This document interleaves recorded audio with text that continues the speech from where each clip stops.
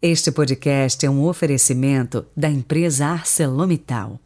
ArcelorMittal é aço, aço é ArcelorMittal.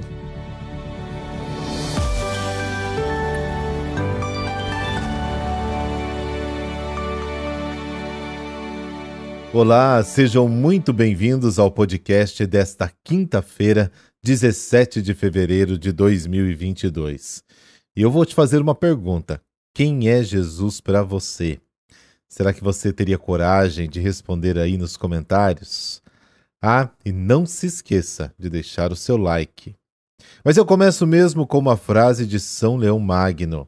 Ele dizia o seguinte: a caridade é a força da fé e a fé a fortaleza da caridade.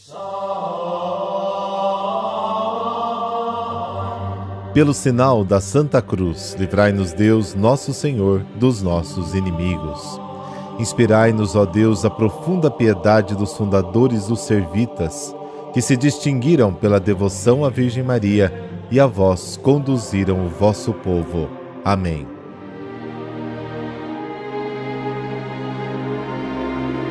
Marcos, capítulo 8, versículos de 27 a 33. O Senhor esteja convosco, Ele está no meio de nós. Proclamação do Evangelho de Jesus Cristo segundo Marcos. Glória a vós, Senhor. Naquele tempo, Jesus partiu com seus discípulos para os povoados de Cesareia de Filipe. No caminho, perguntou aos discípulos: quem dizem os homens que eu sou? Eles responderam: alguns dizem que tu és João Batista, outros que és Elias, outros ainda que és um dos profetas. Então ele perguntou: e vós, quem dizeis que eu sou? Pedro respondeu: tu és o Messias. Jesus proibiu-lhe severamente de falar a alguém a seu respeito. Em seguida, começou a ensiná-los, dizendo que o Filho do Homem devia sofrer muito, ser rejeitado pelos anciãos, pelos sumos sacerdotes e doutores da lei. Devia ser morto e ressuscitar depois de 3 dias. Ele dizia isso abertamente. Então Pedro tomou Jesus à parte e começou a repreendê-lo. Jesus voltou-se, olhou para os discípulos e repreendeu a Pedro, dizendo: vai para longe de mim, Satanás. Tu não pensas como Deus, e sim como os homens. Palavra da salvação. Glória a vós, Senhor.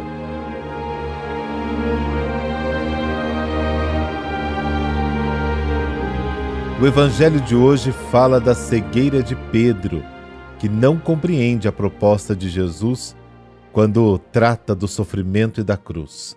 Pedro aceita Jesus o Messias, mas não o Messias sofredor. É influenciado pelo fermento de Herodes e dos fariseus. Pedro estava cego, ele não estava ciente de nada, mas queria que Jesus fosse como ele queria. Para entender toda a extensão dessa cegueira de Pedro, é bom enquadrá-la em seu contexto literário. E qual é este contexto literário? O Evangelho de Marcos nos dá 3 anúncios da paixão, como vimos ontem. O anúncio da morte de Jesus, inclusive o esqueminha que deixei na descrição do áudio de ontem. Se você não viu, dá uma olhadinha lá e coloque aí nos seus estudos. Este conjunto que vai até Marcos capítulo 10, versículo 45, é uma longa instrução de Jesus aos discípulos para ajudá-los a superar a crise produzida pela cruz. E hoje, Jesus pergunta: quem as pessoas dizem que eu sou? Eles respondem expondo as diferentes opiniões: João Batista, Elias ou um dos profetas. E depois de ouvir as opiniões dos outros, Jesus pergunta: e você? Quem diz que eu sou? Pedro responde: o Senhor, o Cristo, o Messias, ou seja, o Senhor é aquele por quem as pessoas estão esperando. Jesus concorda com Pedro, mas o proíbe de falar sobre isso com as outras pessoas. Mas por quê? Porque naquela época todos esperavam a vinda do Messias, mas cada um à sua maneira. Uns esperavam um rei, outros o sacerdote, o doutor, o guerreiro, o juiz, o profeta. Ninguém parecia esperar o Messias servo e sofredor, anunciado por Isaías, capítulo 42. E aí vem o primeiro anúncio da paixão. Então Jesus começa a ensinar dizendo que ele é o Messias servo e afirma que, como tal Messias, anunciado por Isaías, ele logo será condenado à morte no cumprimento de sua missão de justiça. Isaías 49, versículos de 4 a 9, ou então 53, versículos de 1 a 12. Pedro está com medo. Ele chama Jesus de lado para aconselhá-lo. E Jesus responde: vá para longe de mim, Satanás, porque você não pensa segundo Deus, mas segundo os homens. Pedro achou que tinha dado a resposta certa. Na verdade, ele diz a palavra certa: você é o Cristo. Mas não lhe dá o sentido certo. Pedro não entende Jesus. Ele era como um cego. Ele confundiu as pessoas com árvores. A resposta de Jesus foi muito dura: vai para longe de mim, Satanás. Satanás é uma palavra hebraica que significa acusador, aquele que afasta os outros do caminho de Deus. E Jesus não permite que ninguém o afaste de sua missão. Literalmente o texto diz: afasta-se de mim, Satanás. Pedro deve seguir Jesus, não deve confundir as coisas e esperar que Jesus siga Pedro. O pior é que às vezes queremos que Jesus nos obedeça e não o contrário. E no final das contas, sabe quem é o cego? Somos todos nós.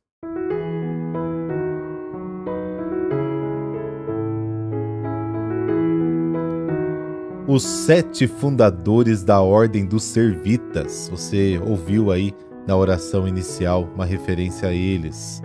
No século XIII, a Itália vivia um período de terríveis desentendimentos internos. Na cidade de Florença, 7 jovens unidos em fraterna amizade eram companheiros em uma associação mariana e reuniram-se para fazer versos e canções para Maria.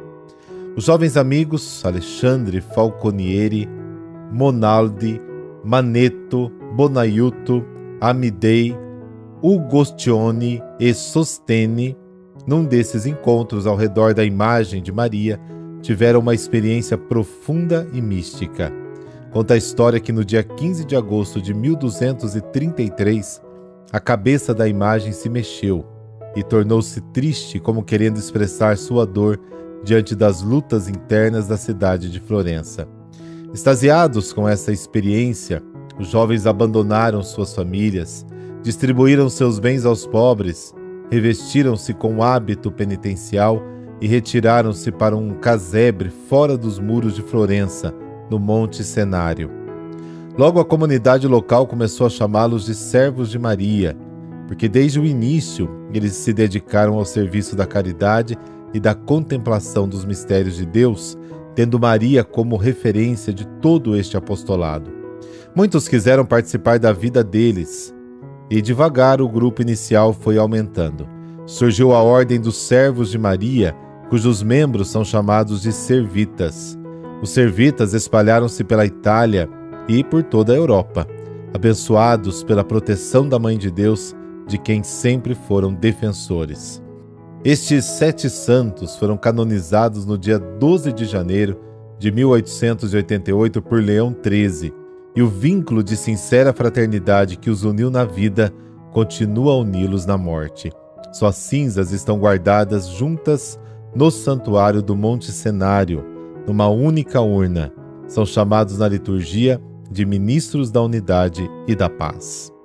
Inspirai-nos, ó Deus, a profunda piedade dos fundadores dos servitas, que se distinguiram pela devoção à Virgem Maria e a vós conduziram o coração do povo. Por Cristo nosso Senhor. Amém. A bênção de Deus Todo-Poderoso, Pai, Filho, Espírito Santo. Amém. Boa quinta-feira. Fique na paz.